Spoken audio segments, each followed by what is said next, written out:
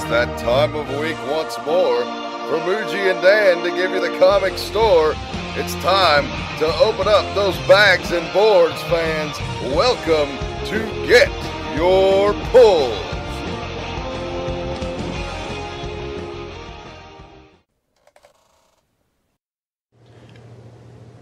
Welcome to Get Your Pulls, number 106. I almost said thank you for calling my work. That would have been awful. It's Muji. It's Dan.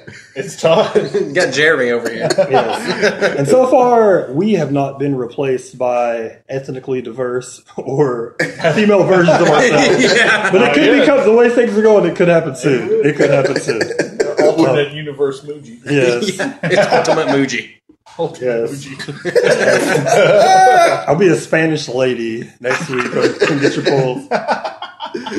La Mujita. I'm sure That sounds exciting. I'd listen to could that. be a lot more downloads. Yeah. Yes. But we've returned. A lot shorter hiatus this time than the previous couple.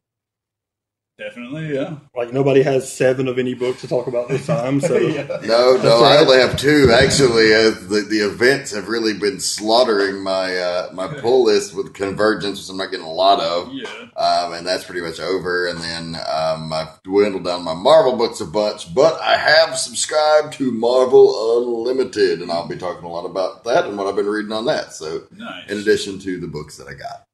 The 2. The 2. The measly, pathetic 2. At least it wasn't difficult to pick which ones. No. What's my number 1 this week? It was a shoe-in. They're tied. They're tied for number 1. I have a decent little stack. I got like 9 here. That's not terrible for a couple of weeks. Some of them are from Convergence, so they're not really pulls, but just kind of things that separate some of my good comics in my pull box. Yeah. Things that are too rough to wipe my butt with or wood.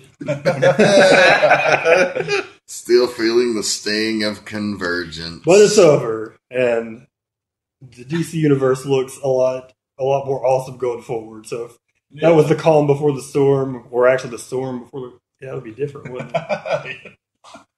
I gotta say, Marvel surprised me with Secret Wars. You know, that's been one of the big news items as everybody's talking about this end of the universe and the reboot. I've loved Secret Wars, what I've read so far. I thought I was going to hate it. Based on Convergence and how badly that was bumbled. Yeah, and it's a it's like similar night and concept. day. And the 1,000 and the last 5 Marvel events that we purchased and all. Yeah. Oh, yeah. A sour taste in your mouth. Yeah, A sour taste was a turd. still feel a little burned after the going all in on the Age of Ultron.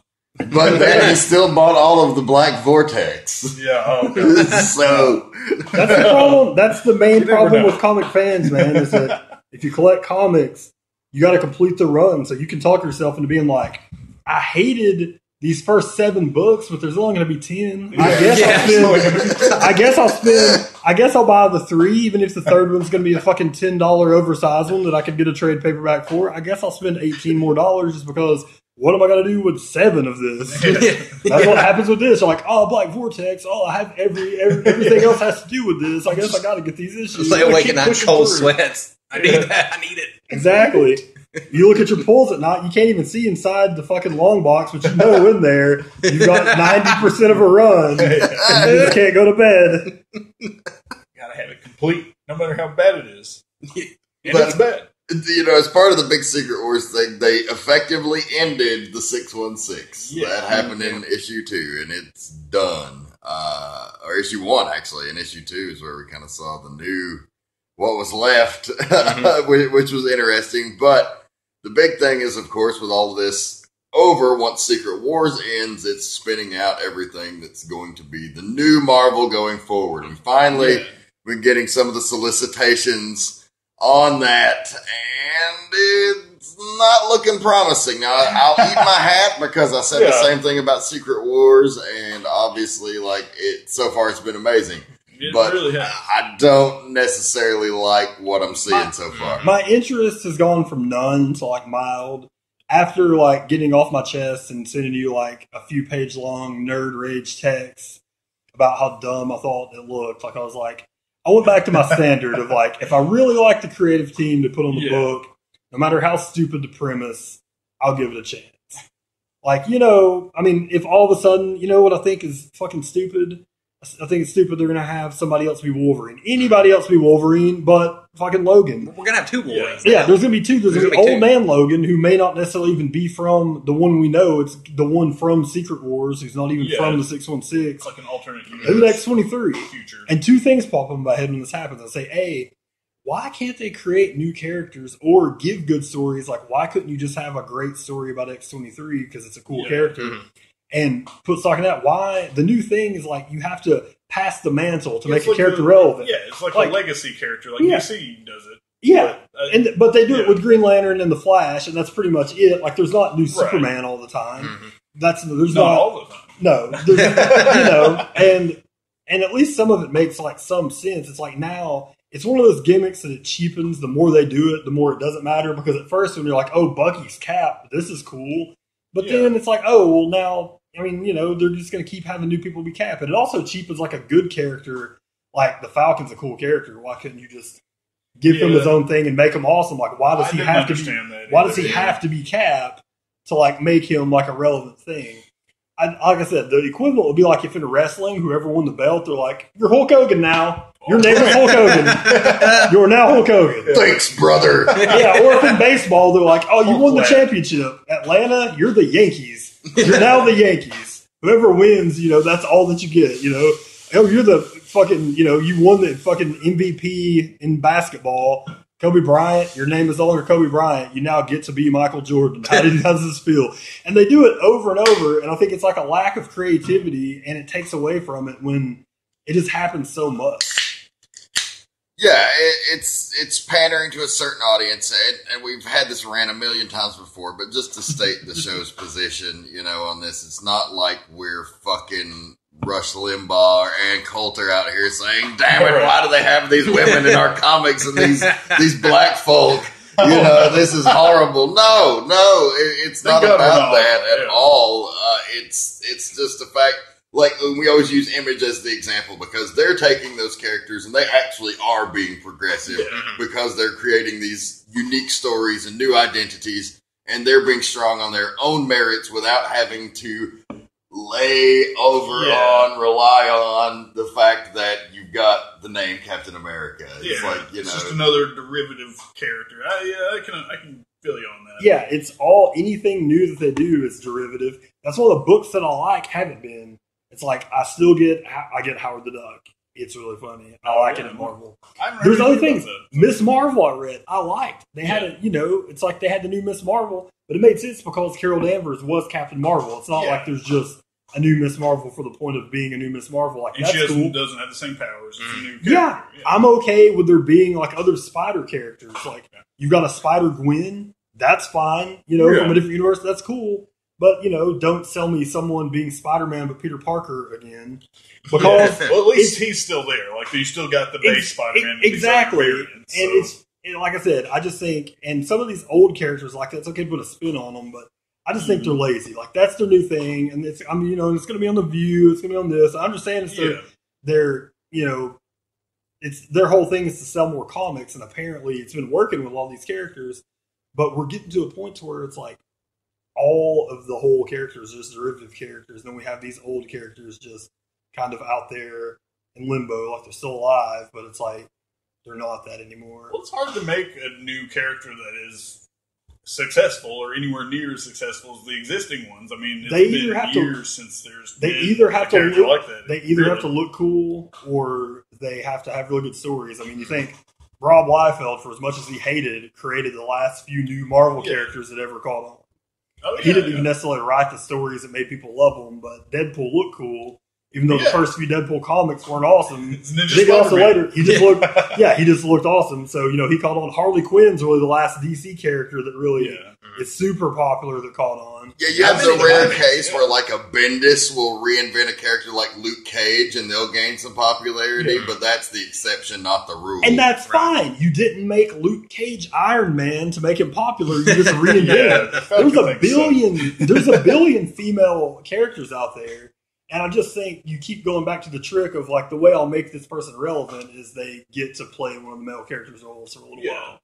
It's just boring to me. And like I said, the premise of that wouldn't ever make me buy a book, but if you announce tomorrow that fucking Scott Snyder is writing fucking Wolverine with stupid X-23 Wolverine, I'm probably gonna be like, yeah, I'll buy it. You got me. I'm buying that. Exactly. And of course, some strange character choices. Like, first of all, the Thing is now out of the Fantastic Four, as no members of the Fantastic Four on the first promotional image they issued were featured at all. The Thing on the second one, and the previous thing that Muji stated about the Human Torch being an Inhuman is not right. That he's actually a different character. Mm-hmm. The Human Torch has not been released as being a part of this new universe yet.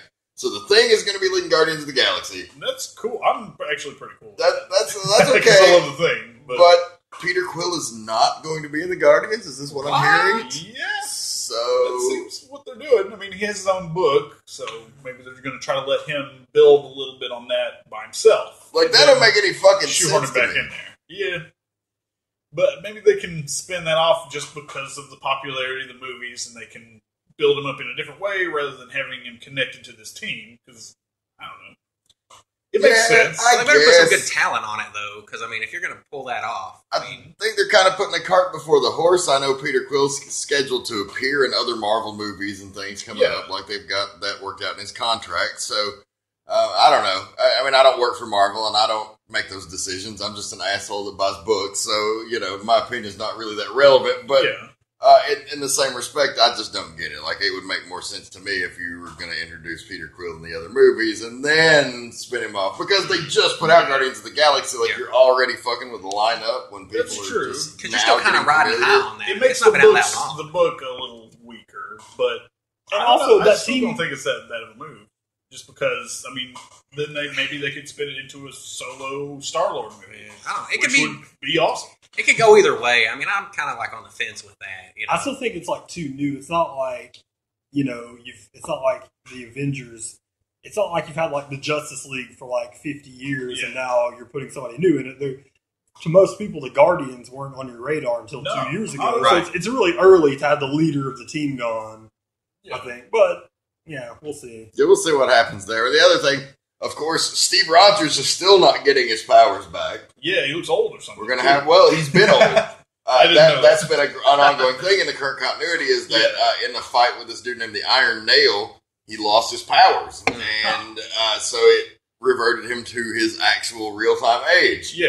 Wow. And which is like 100 years old or something. So he's old as shit, but he's Steve Rogers, so he's tough, but he's frail, he can't go fight, so now he leads the team from like behind. He's like the battle coordinator. Like he basically leads the team and takes the Nick Fury spot essentially. But so you have old Steve Rogers and you have old man Logan. Here's my big prediction for the book that's gonna set Marvel on fucking fire. You gotta knock on wood for a prediction. There we go. Gonna set Marvel on fucking fire coming this fall to a comic store near you. The Boca Avengers.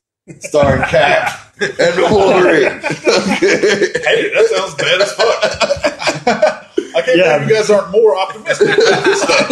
I can see it. Fucking Cap beats fucking Wolverine at fucking checkers, and he's like can't get the claws out.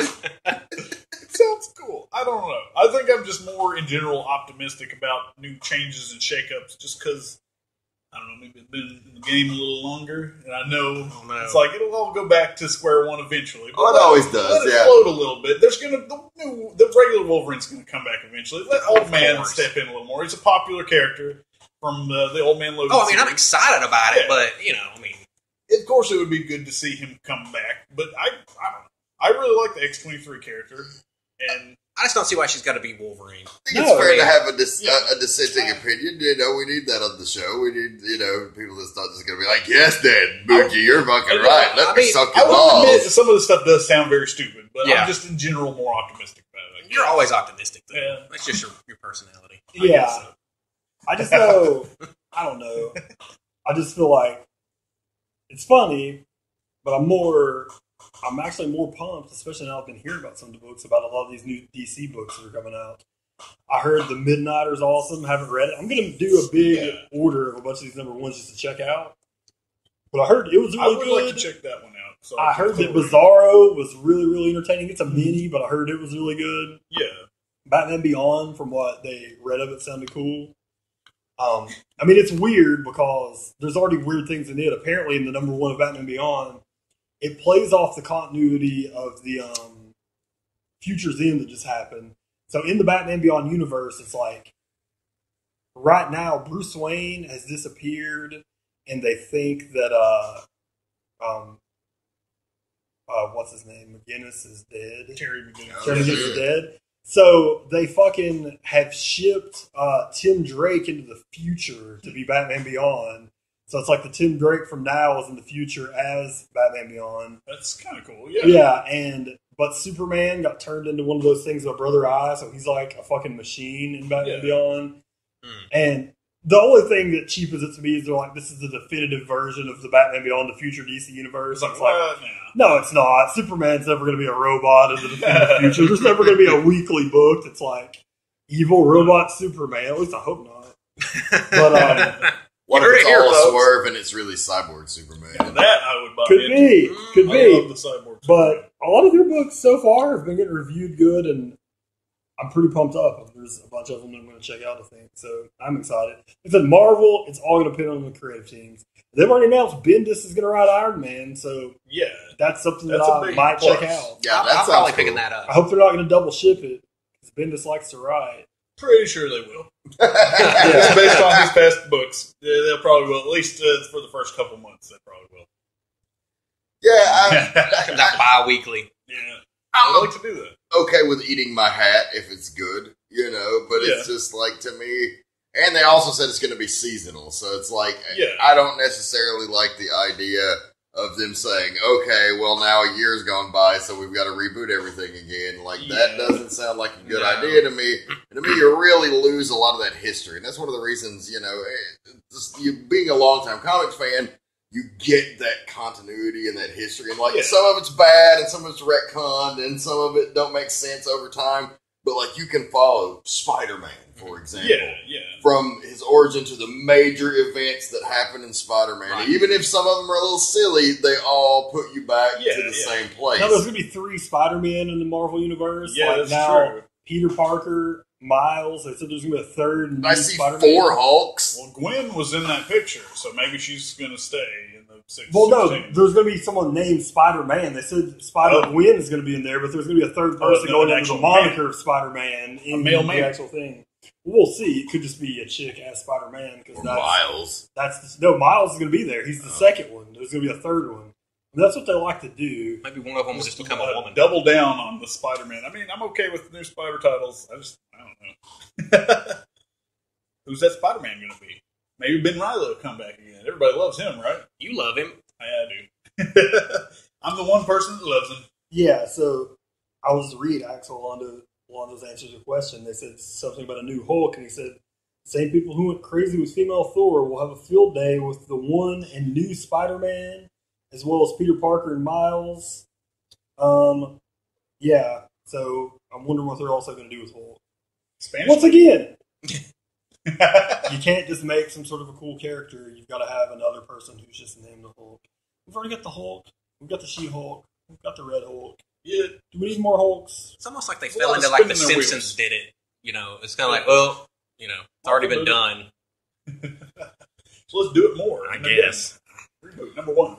Yeah, Remeder's the big name off the list. They announced the people. I'm wondering, he's got so many, Remeder has so many solo image books right now, and he just announced 2 more, or another one that's about to come out. They announced the writers. His name is not on the list. They announced the writers who are going to be part of all different whatever Marvel. And it's Bendis, of course, Jason Aaron, G. Willow Wilson, Wade, Dan Slott, Charles Soule, and Jeff Lemire. Know where Dan Slott's going. Fucking write more. I'm going to kill him. I have a love-hate relationship with him, because every time I start to, wane and man, I'm so tired of that fucking Dan Slott. He has some good ideas, but his writing's horrible. Then he puts out a new book. I'm like, damn, that was a really quality Spider-Man issue. I'm sad because I always had a dream of Fraction getting to write Spider-Man, but he's done with Marvel, at least for now. He seems to be done with them forever. Yeah. He's got a production company now to make all these TV shows. I don't see that ever happening. He doesn't need them. No, but So that's I'm a little bummed on it. I'm really pumped he's gonna write new Daredevil. So wait a minute before you get into Daredevil. There was a guy that got some heat for threatening to kill Dan Slott on Twitter. Was it you? It wasn't me. Damn it, Dan! I was choked on my cola. It wasn't me. I really don't want Dan Slott to die. I just want him to temporarily lose something so he can't write Spider-Man. Spider-Man's my favorite Marvel character, and I haven't bought the book in a year. It sucks. I want someone else to write it. It's like, I'm going to die, and he's still going to write Spider-Man. He's been on Spider-Man for a long fucking time. I would like him to ease up on the reins. I mean, he's had Christoph Gage write a few, and they've been really quality issues, but it'd be good to have some And Mark more Waid wrote some talent in really good ones there for a minute when he got a small crack at it. Yeah. I would have just really liked someone new to get to write that book. My dream scenario for this Marvel now relaunch, Remender wasn't announced, so he's not in it. I bet Lemire would write a really good Spider-Man. Lemire's really good at solo books. I like Lemire. Zdarsky. Let Zdarsky write fucking Spider-Man. Yes. They would never let that happen, I don't think. He's just too fucking crazy. Yeah, I'm surprised they let him write one book. I love that guy. I mean, like, he's one of the freshest voices because he just don't give a fuck, and he's just off the fucking wall. Like, Yeah. They ask, what's Kaptara? Gay Saga. Yeah. It kind of is. It kind of is. That's what it is. Yeah, Howard the Duck and Kaptar are two of my new favorite books. You can see like how much he has to do with like the humor and sex criminals. Because Fraction always talked about Zdarsky throws in a bunch of ideas that make it into the book writing wise. You can definitely see that. Speaking of Zdarsky, we met him last year at HeroesCon. Got to hang out with him for quite a while. Both got commissions. $10 sketches. Yes, he did Best me a deal smiling Batman. Yeah, that was a cool Batman sketch. I got a sweet Colossus. And it was really hilarious, really personable and friendly. We got pictures with him and Fraction both. And we'll be going back to HeroesCon in 2 weeks, folks. So yeah, we'll have the HeroesCon report. It's even better lineup really this year than last year. It seems like overall, most of the big people from last year. It's like big name wise, Kevin Eastman was there last year and isn't this year. Yeah, and Mark Waid was there, which is awesome. Who quoted last year saying, "I was like, how long are you gonna write Daredevil?" He's like, "As long as they'll let me." Well, apparently they're not gonna let him. You're done. Yeah, but those are really the only ones. But then Fraction and Zdarsky are back, who are both awesome. There's Kelly Sue, and then like all the artists for all their books are going to be there, so that rules. So we'll get to get a bunch of books signed. Jason Aaron, who last year had to cancel on it early on, is going to be at HeroesCon this year, so that's really badass. He's really writing. I mean, he's writing some of the best shit out there right now. So that's going to be really awesome. Jonathan Hickman's going to be there. I'm going to find out if he's as weird in real life as he is. He seems pretty strange, but man, he's written some of my favorite stories. Like, he's really awesome. So I'm really excited about meeting him. And HeroesCon's a great experience. It's not like Dragon Con or some of these other bigger cons. Not gigantic. It's very much geared towards like hardcore comic book fans. No celebrities. It's just comic celebrities. Well, Stan Lee will be the biggest name probably they've ever had there this year, and you have to pay out the asshole to meet old Stan. Yeah. Got lucky enough to brush by him in the hallway at Dragon Con one year in the hotel. Like, that was I lucked out because I'm sure he was going to be fucking charging me money if he knew I was there. But fucking like hey, this guy looked at me. Yeah, they're like Stan Lee. $50. Yeah, they're like Stan Lee breathed and it got in your face, so that's $3,000. Sweet Stan air. Yeah. I can't imagine it being that sweet, to be honest about it. You know how old people are. It's like old man breath. Yeah. Make mine marble. Excelsior. Come on, Stan. You can afford a toothbrush now. But, that's all that. Some movie news. Apparently, the DC Universe movies seem like they're going to be even way more connected than they've seen before, with already set pics showing Batman showed up in Suicide Squad. Yes, that's awesome. Infinitely more excited about that. Mm-hmm. Yeah. I mean, I thought it looked cool, the pictures. I thought once he put the helmet on, that was different, that Will Smith looked cool as Deadshot. Yeah. Harley Quinn looks spot on. She really does. Leto's Joker, as imagined, with a little bit more makeup on. He still has the tattoos, but he's got the green hair. He's got the white face. He looks cool. It reminds me of the in-game Joker. Well, just the hairdo and just his general He's- how his face looks. He's close, yeah. And take away the tattoos, he's really dressed up just like the Dark Knight Returns Joker. He's wearing like a suit. He was driving what looked to be like a purple, like maybe Lamborghini it looked or ridiculous, something. but Yeah, with Harley Quinn's shotgun and Batman. Batman's on top of the car, like trying to get him. Yeah. So I immediately was like, "Oh shit, Batman is on top of the Joker's car." Oh, that Batman That's costume badass. is something else. Though. It I looks tell you. awesome. It looks more comic booky than it ever has. It does. Outside of like Adam West Batman. And it seems like they announced this movie like 1,000 years ago. So I remember when they first showed the sketch for it, and it was like a reminder, like, oh yeah, they're actually doing like the Dark Knight Returns, like everything about it. One of the negatives about the internet era, though, I mean, I'm excited that I know Batman's in the movie, but can you fucking imagine if you were sitting there in the theater and you didn't know Batman was in the fucking Suicide Squad and he showed up? It'll floor somebody. Everybody will go see the fucking Suicide Squad. Now that people know he's in it, of course, the curiosity factor, they're going to go. Yeah. But it's like I missed the days so badly when like everything wasn't spoiled. Like Civil War, we've already seen set photos. We know what Crossbones looks like. It was badass, by the way. He looked but, great. Yeah. it's just like, man, I just wish that you didn't get everything fucking spoiled so far in advance. Star Wars has been good about that. You don't get hardly shit from their They're good about linking it just slow drip. Yeah, I mean, Star Wars is getting close. I mean, that's like 5 months away, 6 months away. So it's coming up on us. And we've still not seen anything but what they put out there. Exactly. Right. Even though we do know a little bit more about the other movies now, they did announce, like, big rumor is that we had heard there was going to be a young Boba Fett movie. That was going to be, like, one of the things was a Boba Fett movie that was going to be the second of the spin-offs. But now they're saying the plot is leaked that they think it's going to be Boba Fett is chasing Han Solo. He's trying to track him down. So that's going to be the movie about it. So that seems pretty badass. Hell yeah. Yeah. I mean, the Disney, acquiring of the Star Wars property has done a lot of great things that, like, I wish as a kid there had been more Star Wars movies to look forward to. Mm-hmm. So they're doing some good stuff. That was 1 year for the foreseeable future. So. Yeah, they're batting 1,000 right now, and the first movie hasn't even come out. So, if they keep it up, they're going to be unstoppable. And I do still think my prediction from a few weeks ago hold true, that the Star Wars fever will take over the Marvel fever, giving Marvel room to breathe a little bit, and that they're not carrying the load of genre entertainment, and they'll still be making plenty of money. But, that will give them room to put out more movies that are experimental. Different flavor out there. It breeds competition. I don't think it's going to bomb, but just based on the previews and what I'm seeing so far, I am going to predict Ant-Man's going to be their first one that doesn't blow, like, away at the box office. I think it's going to be the first one that they're not, every other one they've been pleasantly surprised, like, oh, it made so much more money than we thought.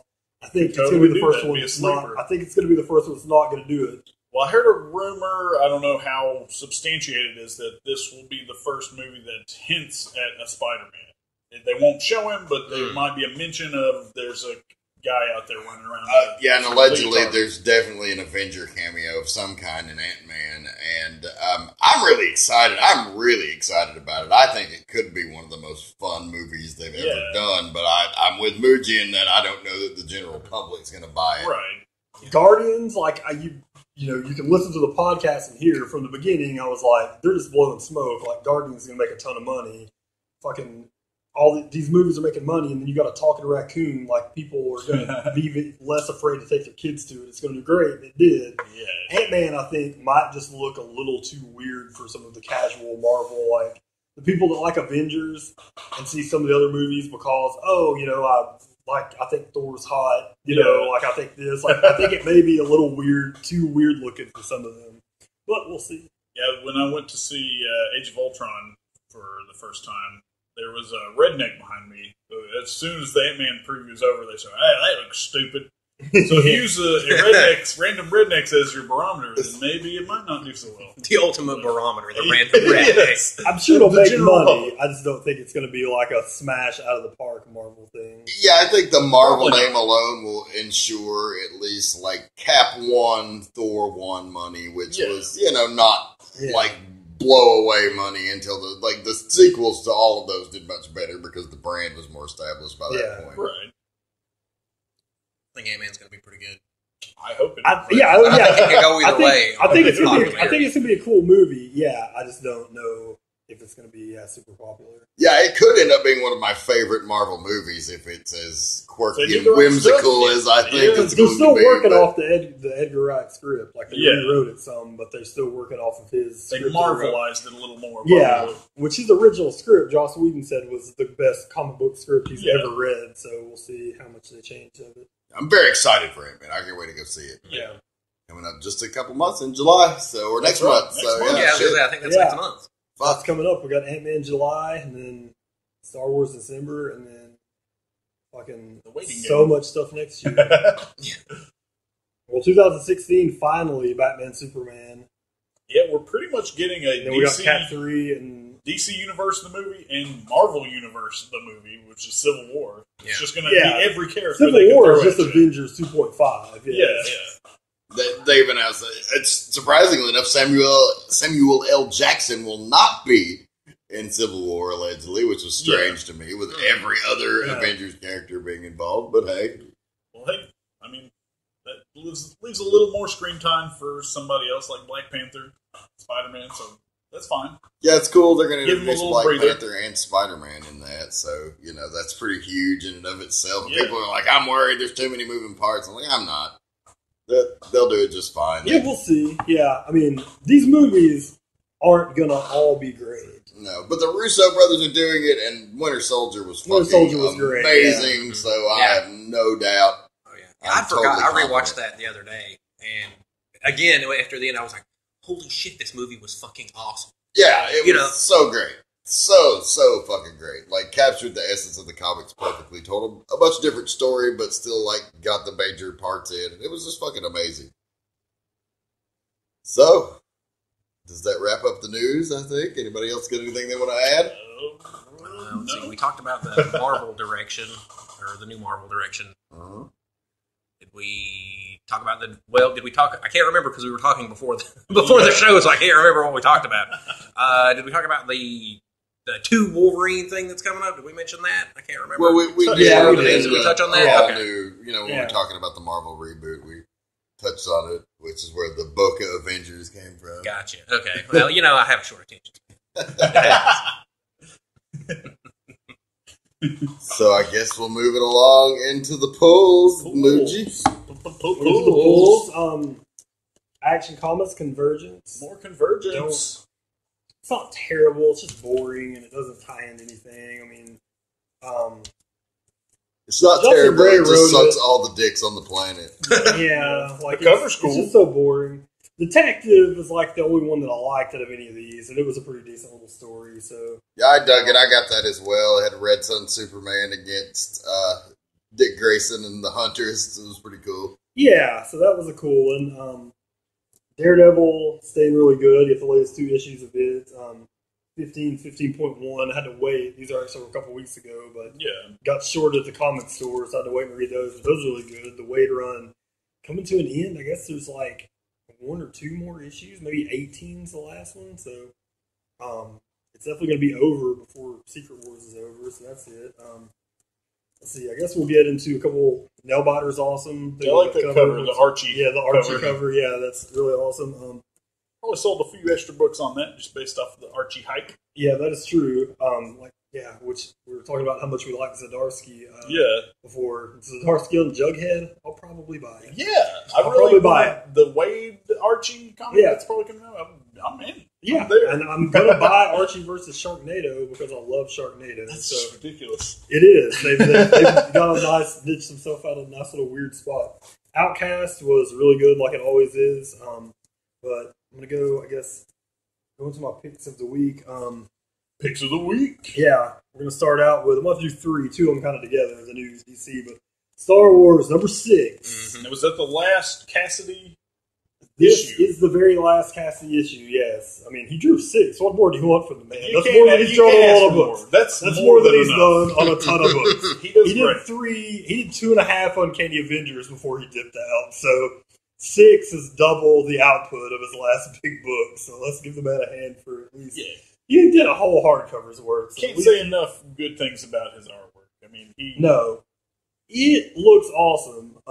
With I mean, the book is like half Han and Leia on a planet that Han finds this planet that he says nobody knows about, where he hides from the Empire because there's these big, like, outside the planet, there's like these big lightning storms. Yeah. But apparently the Falcon can make it through, but the Imperial ships can't. Like, they're afraid they're going to blow up. It would be able to. But when you get down to the surface, it's just like a paradise. And so he finds like a little tree that he's got some wine hidden in. Oh, yeah. It's awesome. It's totally something Han would do. Yeah. And then, but in the rest of it, Luke is just fighting Boba Fett. And the artwork is incredibly good on that. It's such awesome things as this. Boba Fett's fired up. Luke's got the fucking lightsaber. Yeah, it was a good battle. It was a really good battle. It's really good. And then that whole fight is badass, and you get two crazy revelations in the book as it comes to an end. Spoilers for everyone. You get this. It's hard to avoid. Yeah. I did hear about this Yeah. on You get the to find internet. out, yes, Han Solo has a wife on this planet. Which, Allegedly. which isn't a huge surprise. I think that Solo might have, drunkenly had a Vegas wedding with some woman and left. What's surprising is she doesn't have a kid with her. Yeah. That's true. He seems like the type. Yeah, that is I think very that would true. be a little too far. And you got to think, like, whatever they're doing, it's in line with the continuity. Like, they meet with Lucasfilm, so anything they do in the book, they get approved. So that could play into the movies later, which is cool to think about.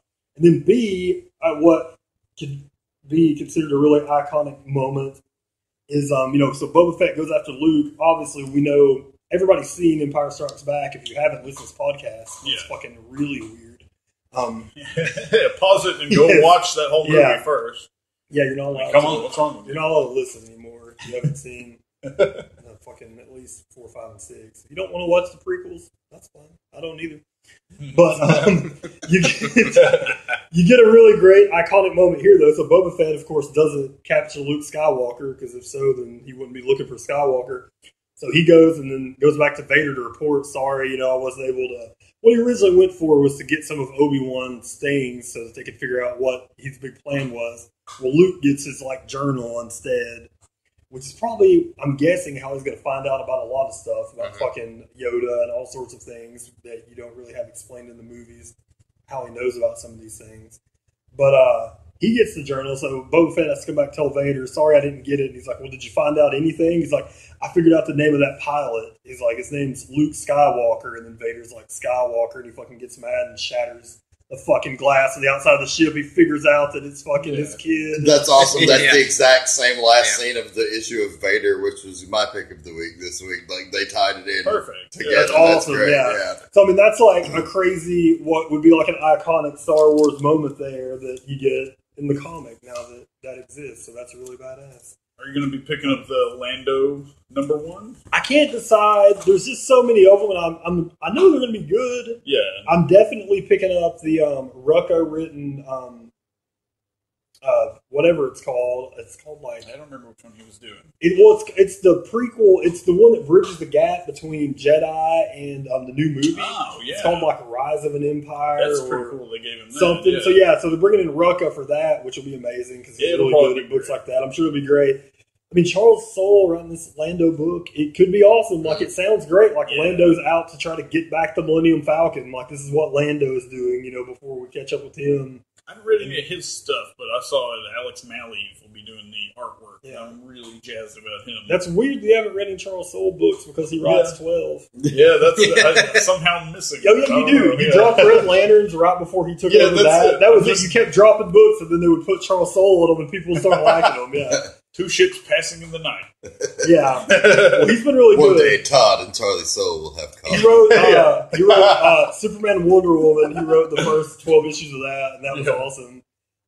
Everybody said that his Swamp Thing might have even been better than Snyder's. A lot of people liked it better. He wrote it till the end, and then I guess the She-Hulk was really, really good. Yeah, the only reason they dropped this because they would have really good art, and then they would have a fill-in artist and it would look just so dumb. That's why I saw those fill-in artists, they have such a hard time because it's like you're expecting the guy you know, and then it's like, I'm just trying to do my best. Oh, Gee, come on, like it. It'll drive you nuts. You get there and you're sitting down to take your crap and read your comic. You're like, wait a minute.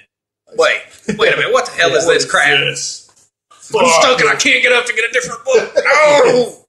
I tried so hard. Some other two picks of the week, two new DC books. Books I've been getting forever, but both with new crazy stories. The first part of the Superman Sword Action Comics. Looks like they're going back to the Morrison Superman costume. Well, it's not even so much a costume. Yeah, it's just the regular street clothes Superman. Yeah, well, they start out with rags on his fists. Yeah, you find out that what we found out in Free Comic Book Day, that Lois Lane spoiled his identity. Yeah.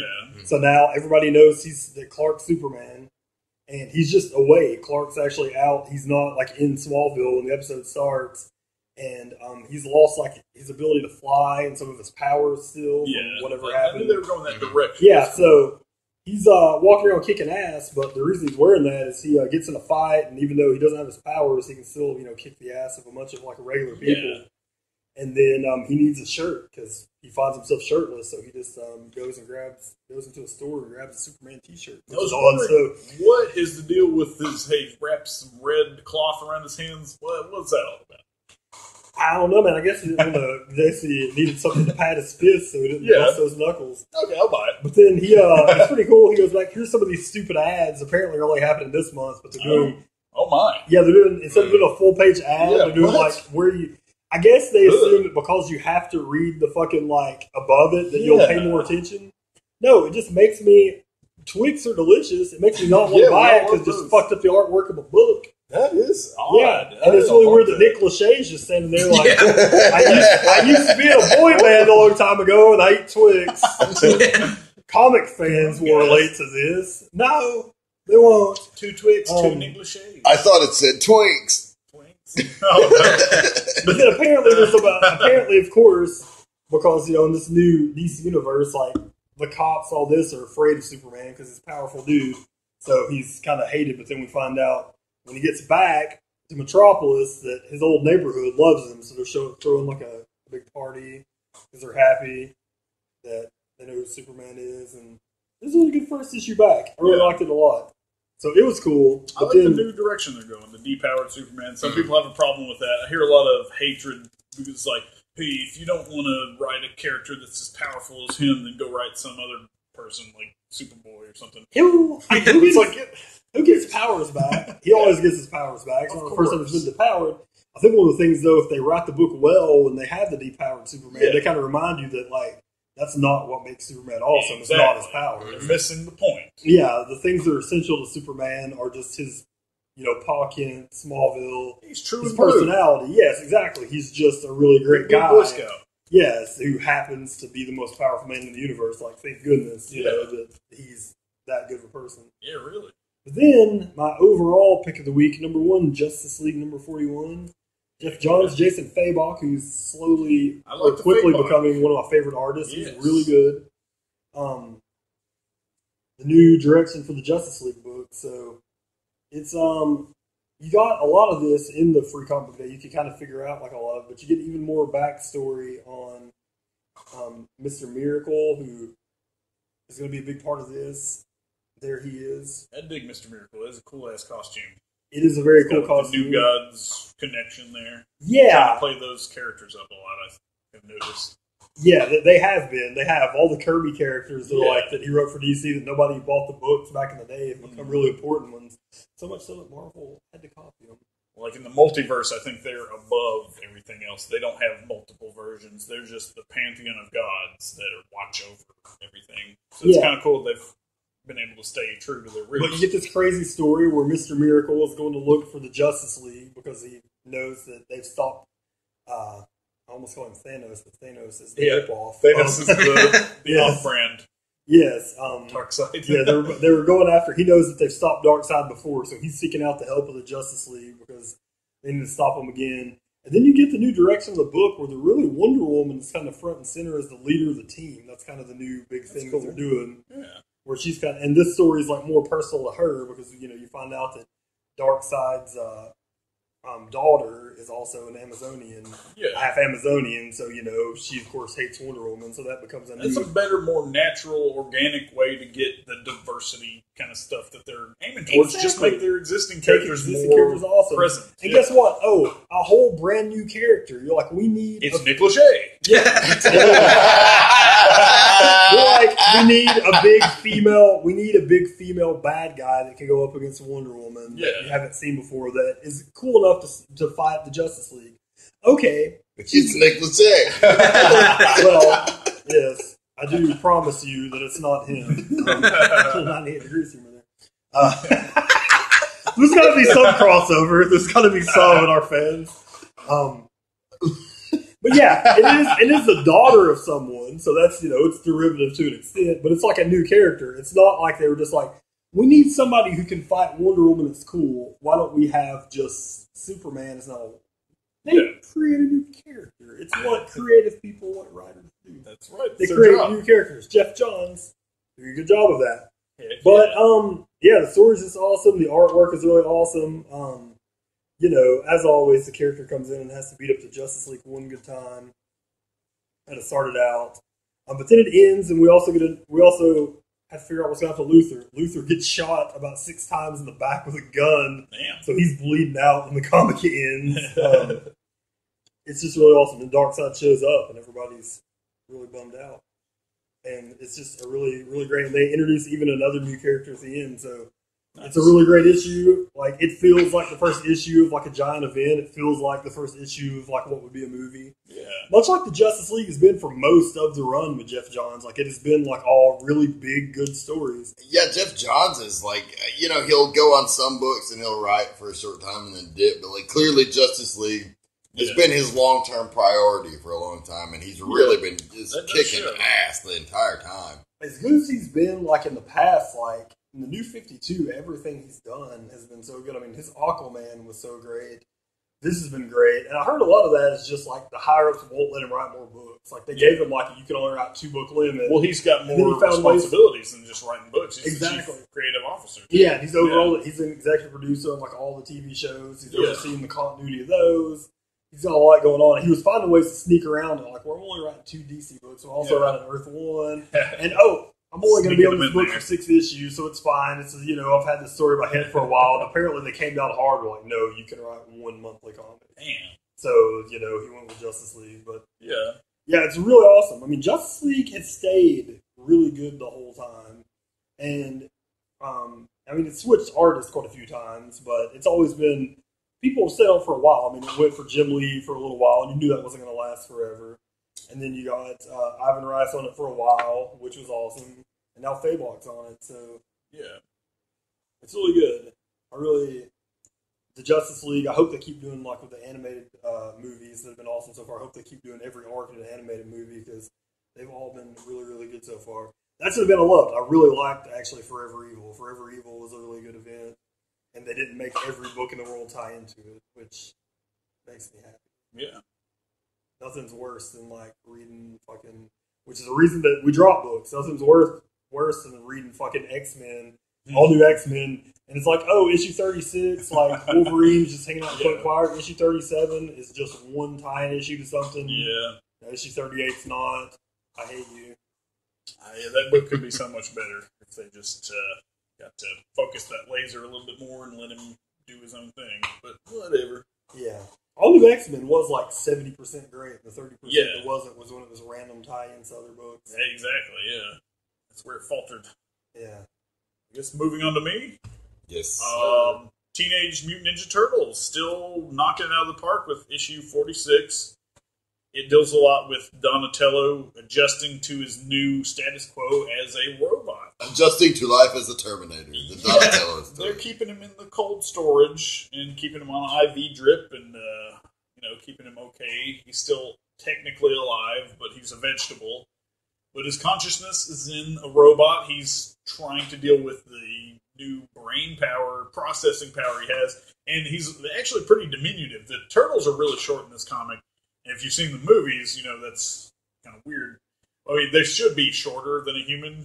I still haven't seen the movie. I don't know how you guys I haven't seen it. I have not seen it. I was just fest. Like, no, it looked like a shit fest. Yeah, they're 8 feet tall. Yeah. But Stephen Amell's playing Casey Jones in the second one. Yeah, so that makes me want to see it. And it's got Bebop and Rocksteady coming in. So and Sheamus is playing Rocksteady.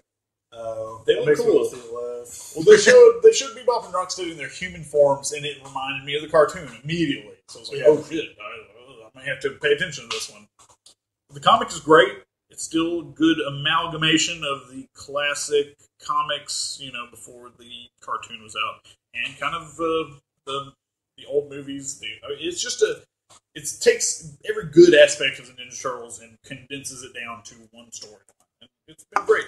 They're working in the Baxter Stockman has now teamed up with the kind of defeated Shredder. And they have a new alliance, and Baxter Stockman is kind of the big bad right now. So I'm looking forward to how this turns out. It was a book that was on the ropes for me, and then it just completely did a 180, and it's like one of the best books I get every month. So yeah, go out there and look for that one. Moving on to Sandman Overture. You never know when this book's going to come out because the artwork is so gorgeous. Like, they got to give them a little extra time. I think the next issue will be the last one, so hopefully it won't be too long until that comes out. Get that in 2017. Yeah, it's a different kind of storyline for Sandman because he's usually this all-powerful, omnipotent, he knows everything, he's always there a minute before you, he's just untouchable, basically. This humanizes him a lot, and it deals with his relationship with his mother and father, and he has to reach out to them for help. We know how much that sucks as adults. And, he's really fallen flat on his face in this storyline, and it's really been great. So, it's something better to pick up in the trade form. Some comics are like that, where it's like, maybe you kind of lose a lot of the story. Steam when it's 4 months apart, and you got to remember, especially with something, I don't say this in a bad way, but with Neil Gaiman stuff, it's so complicated. Yeah, it's high concept. You really don't need to take 4 months off and try to remember what the fuck happened in the last one. But yeah, usually when a new one comes out, I will go back and refresh and reread at least parts of the other issues. And the artwork is so beautiful. It's like not a chore at all. It's just like, oh man, I want to reread this 3-4 times every time a new issue comes out. Sometimes you just wish people would like leave stuff in the can for a little bit longer, just like, why just wait a few months to release it if that means that it's going to be like a more semi-regular schedule. My next book is from Avatar Press. I don't think I've ever bought anything from them, but it's written by the original writer, Alan Moore. We know him as the original writer because he doesn't want his name put on his old properties, and Marvel has respected that wish. DC is not. DC does not. That's written by Alan Moore. Fuck you, Alan Moore. Yeah, DC's like, you signed the contract, so fuck you and your magic. No magic is going to remove your name from the Killing Joke, motherfucker. Yeah, it's like, you just need to get over it. Yeah, guess what? We're going to have fucking Watchmen pinball machines, bitch. No! This story kind of caught me by surprise because I didn't know it was coming out. He has this other story put out a while back, Neonomicon, and he's kind of been on an H.P. Lovecraft kick lately, and this new storyline is like a love letter to his style of writing and his brand of horror. And it's set in 1920s America. And it's been a really cool comic. It's hard to judge the storyline so far because it just seems really real world kind of stuff, but set in the 1920s. But you can kind of tell, you can always see Alan Moore's hand in a comic book because he meticulously crafts each page, each panel, and you can kind of see like an artist chained to his board, like following to the T what Alan Moore wants. Because what Alan Moore wants, he gets, and it was a great issue. You can usually see Alan Moore's hand in the comic because it's wringing the neck of Grant Morrison. Yeah. Oh man, it's Grant Morrison. Grant Morrison is like the really positive Alan Moore. He's like if Alan Moore wanted friends. Yeah. If Alan Moore really loved comic book superheroes, I think. Like, I can only imagine he's going to play it off like he never read it and doesn't even know of its existence. But I guarantee Alan Moore probably got so mad that Morrison did that great fucking issue. Yeah, the Pax Americana. The fact that he did his own little version of Watchmen probably made Alan Moore. I could see him reading it in his little tomb or whatever he lives in, just like, oh, this is bloody brilliant. I'll never mention this again. Fuck this. Goes back and watches his Watchmen DVDs. Like his his wife's in the other room, like, what are you doing in there? Like, nothing. Not watching that. Yeah, I'm just writing another weird fucking short movie that won't make sense. Moving on to my pick of the week. Amazing Spider-Man Renew Your Vows, #1. A really awkward title. Dan Slott he's kind of got a two-sided persona of writing kind of shitty comics, and then every now and then coming out with a really good one. And they kind of played this up as the Spider-Man issue everyone's been waiting for. I was like, let's see what this is all about. And it totally delivers there. He writes Peter Parker kind of like nothing ever happened. Like, his relationship with Mary Jane continues. They have a kid now, and it's like meeting an old friend after a long time. It's like, this is my Spider-Man. And it's hard to go through this without spoilers, but there's a reintroduction of a character that is pretty big. And I was taken aback at first. It's Venom, and it looks like the Matt Gargan version, and I think that was kind of a red herring just within the comic, but you later find out it is Eddie Brock. And he is super creepy. He didn't realize that Spider-Man had a child, and now he's like saying all this creepy stuff. It's like, this is my new favorite plaything. And Spider-Man is left with a pretty heavy decision. Characters are really true and blue characters are always like battling with, should I kill this guy or not? But like, The answer is always yes what they do. the answer in this issue is yes. And it's like, he's going to kill my wife and my newborn baby. He's going to die in a fire. And that's exactly what happens. And he decides to hang up Spider-Man because it's like, sometimes great responsibility trumps your great power. And his family, at least in the first issue, takes precedence there. And he's like, fuck this, I'm out. You're dead, Venom. Wow. Major spoilers. If you didn't know there were spoilers, go back and pretend you didn't hear that. I'm really bad at this. Now I wish I'd bought it, because I was looking at it at the show. I was like, that doesn't. As far as Secret Wars goes, this has been my favorite thing so far, and it's all been really great. So. I'll be borrowing that. Yeah, I'll let you borrow that. It was phenomenal. Get in line on that one as well. Sounds phenomenal. Yeah. I was really, really happy with it. Well, as I mentioned earlier, I had a pretty weak tit stack this week, so Tits. I had the aforementioned Detective Comics Convergence tie-in that the great Muji talked about. Just reiterating, it was a nice little story by Len Wein, a little 2-issue deal where Earth 2's Huntress and Robin, Dick Grayson, who's fighting with whether or not he wants to be Batman, take on Red Sun Superman, and it was a pretty interesting fight. Okay issue.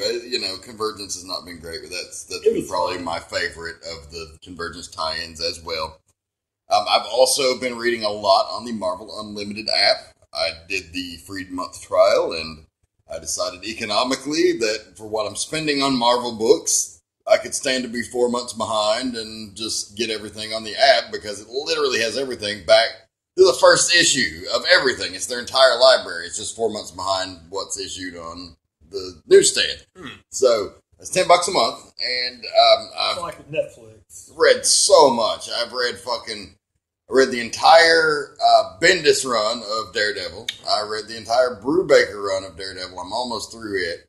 And they've got Andy Diggle's run coming up next. I gotta say, the Bendis Brubaker stuff almost could be considered one run because it kind of runs like right into one another. Like, I was like 6 issues into Brubaker before I realized it was a different writer. So, clearly, like, they did a good job of just picking up where they left off. Some of my favorite Daredevil stories of all time, maybe some of my favorite comics of all time. Like, I really can't stress how much I loved both the Bendis run and then the Brubaker run is great because there's a whole, like, 2 or 3 arcs in that is done by the full Gotham Central team with Rucka co-writing and Michael Lark on the art. And it's fucking amazing, as you would imagine it would be. And like, they take Daredevil through so many twists and turns. You know, by the end of it, why Mark Waid wanted to go in a lighter direction, because they really put Matt through the fucking ringer in the Bendis and Brubaker stuff, as you can imagine. But it's fucking great. It's like coming off of the Netflix series, like, they tie into so much shit that happened there that wasn't intentional, but, just famous Daredevil stuff that they adapted for the show. This had the highest recommendation possible on that. Also been reading Axis by Remender, and the new Punisher by, I can't remember the guy's first name, but Edmondson is the writer's last name. Nathan Edmondson, yeah. All good stuff. really, really stoked. Axis wasn't as good as I hoped it was going to be, because it is Rick Remender kind of ending his whole story that he started with Uncanny X-Men and the Uncanny Avengers, and it's kind of the big blow off of that. And there's like 3 parts of it. So I'm in the middle of the second act, if you will. And like the first part was really strong, and the second act it starts kind of getting derivative of the shit that Remender has done. And like he's one of my favorite writers, but it seems like when he gets in the realm of superheroes, that like he just kind of goes back to the same hat tricks. Yeah. And that kind of seems what we're seeing in Axis, but I didn't hate it. My pick of the week, a paper book that I got from the comic store. Darth Vader #6. Now, Muji already spoiled the ending of this because it actually shares the same ending as the new Star Wars issue, which I love the fact that they've tied right in with Star Wars. So you kind of, basically, Star Wars is what's happening from the Rebel perspective. The Vader comic is the same timeline, everything that's going on there, but what Vader's doing and what he's up to. So we've seen that the Emperor had been grooming this person to replace him, so Vader on his own went and recruited a clone army of robots. And, he was going to be ready if the Emperor tried to fuck him over. And, of course, the Emperor had been following him the whole fucking time. And he think he was. Like, the shit was going to hit the fan. Well, Vader, of course, wipes the fucking floor with everybody this replacement has set up. Like, they're going to be his new soldiers. And Vader just fucking kicks the fuck out of them and kills them all. Yeah. Yes, he does. And then the Emperor's like, "Oh, I'm impressed. I was following you. You took your own initiative to So go out proud. and show you had fortitude." So like the Emperor's now trying to backpedal and be like, "Oh, it's cool. Like I know what's up. I know you were pissed, but I just wanted to see what you would do." Yeah. And of course, Vader plays the game. He drops down into the humble, "What is thy bidding, my master?" fucking stance, and like all that's fucking good. The whole time he's like, "I'm going to throw you into the center of the Death Star." He's like, "I hate you see so the much, wheels man." turning. But not yet. And then, of course, Boba Fett shows up just like he does in the Star Wars book and tells him about Skywalker, and there's a great red. Like in the Vader book, there's actually a flashback there, like little things that Padme would say to him, like that just brought it all back. Like it tells him Skywalker, like you can see, like Vader just fucking goes nuts, and like he doesn't go in a crazy rage. This is more like a silent rage. He's just staring at this fucking window, But it's so powerful. and it shows just a little crack come in the window, and it's like grows, and then the fucking whole window shatters. It's fucking amazing. At least he didn't go, "No." Funny fact, our good friend about these books, I told our good friend Josh Miller about them. He was unaware that any of them existed. No, really. And he immediately was like, "I know it for sure, but I think I want you just to add all Star Wars related stuff to my list." He dropped Deadpool after the last issue, and now exclusively gets all Mad Max tie-ins and Big Trouble Little China book. Yeah, and now with Star Wars, he has a all licensed title pull list. I thought I would throw that. He loves them moving pictures. But yeah, the Vader was the fucking tits, and the Star Wars stuff just continues to be one of the brightest spots at Marvel for sure. Amid some good stuff that they're doing. Like I said earlier, with the bitching about the reboot, I'll eat my hat if it's good. But I just kind of get tired of them. Back to your Spider-Man issue. Right. Okay. That's something that people didn't want to go away in the first place. That's something they retconned just because they're like, well, Spider-Man's better if he's single. It's like, yeah, I understand that, but it's like, you've been telling these stories to get people attached over the long form. Why not go with that? You have a shit ton more of that story you can tell, and you're not going to just because. Yeah, just to reboot, give new status quo. Yeah. It's like, no. I want my old Spider-Man back. Damn it. Hopefully this is the Spider-Man that will stick. Yes. We'll see.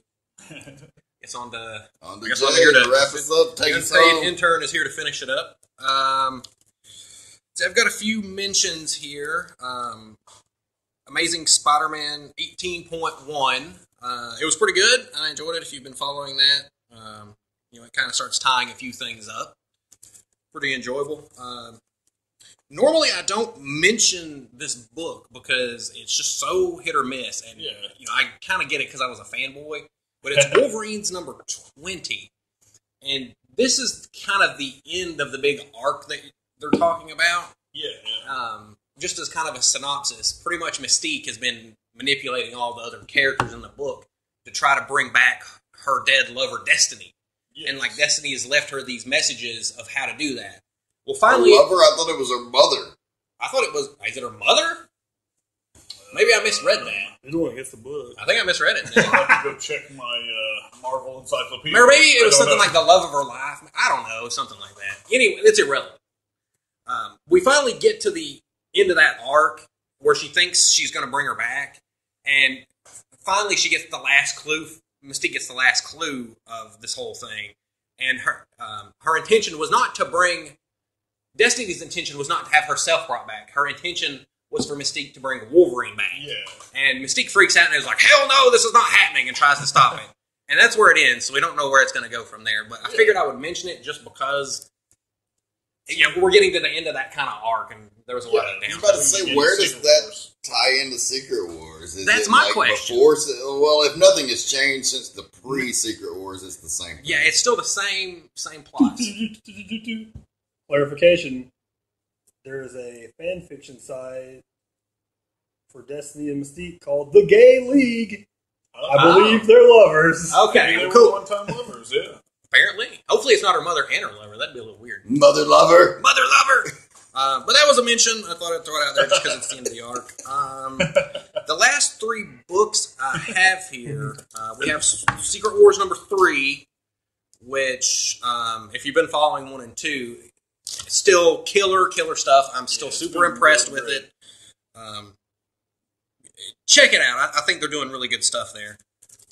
Star Wars number 6 I thought was also excellent. And I will say it did it surprised. There were some surprises in there with the whole wife of Han Solo, I gotta admit. Yeah, it's really incredible how well Jason Aaron writes the characters, especially Han Solo. Like, everything he does, you can see being in a movie. When I read his writing for the characters, I can hear the voices of the actors in my head, and it doesn't sound stupid. Exactly. Yeah, it seems like they're really capturing it. And it's hard to do, and I think they're doing an excellent job.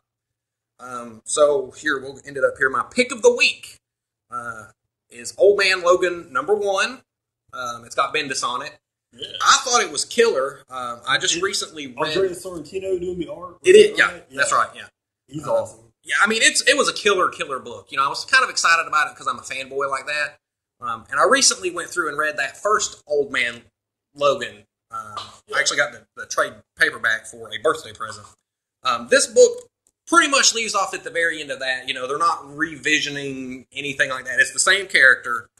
But let's see. Let me get in here. Old Man Logan was a great fucking story. It was great. It was great. He hadn't popped his claws in like 30 years or some shit. Oh, yeah. It was like, if you haven't read it, check it out. Doing like a Dark Knight Returns for Wolverine. Yeah, it was really good. And this is a continuation of that. There's a lot of things from that they kind of sneak in there that if you've read it, you're going to go, oh, yeah, I remember that. Yeah.